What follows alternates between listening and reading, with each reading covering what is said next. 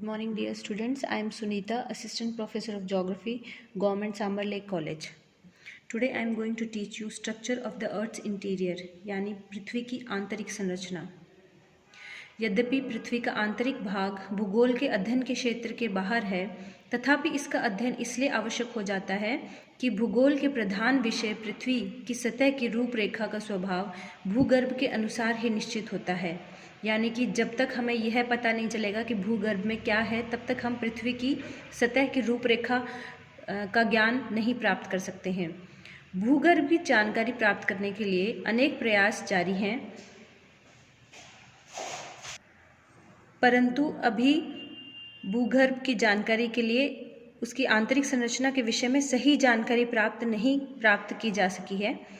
भूकंप विज्ञान यानी सिस्मोलॉजी से कुछ विश्वसनीय बातें अवश्य ज्ञात हो जाती हैं।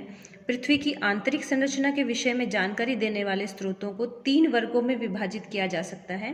पहला है अप्राकृतिक स्रोत यानी आर्टिफिशियल सोर्सेस, जिसमें आता है घनत्व डेंसिटी, दबाव यानी प्रेशर, तापमान यानी टेम्परेचर, और दूसरा है पृथ्वी की उत्पत्ति से संबंधित सिद्धांतों के साक्ष्य evidences from the theories of the origin of the earth.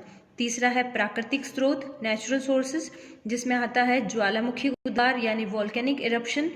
दूसरा है भूकंप विज्ञान यानी सिस्मोलॉजी।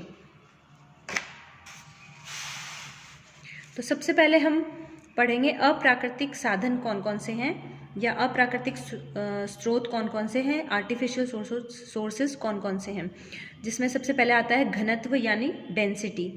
तो पृथ्वी की शैलों के घनत्व, दबाव और भीतर की ओर बढ़ते हुए तापमान के आधार पर पृथ्वी की आंतरिक संरचना के विषय में कई निष्कर्ष निकाले जा सकते हैं।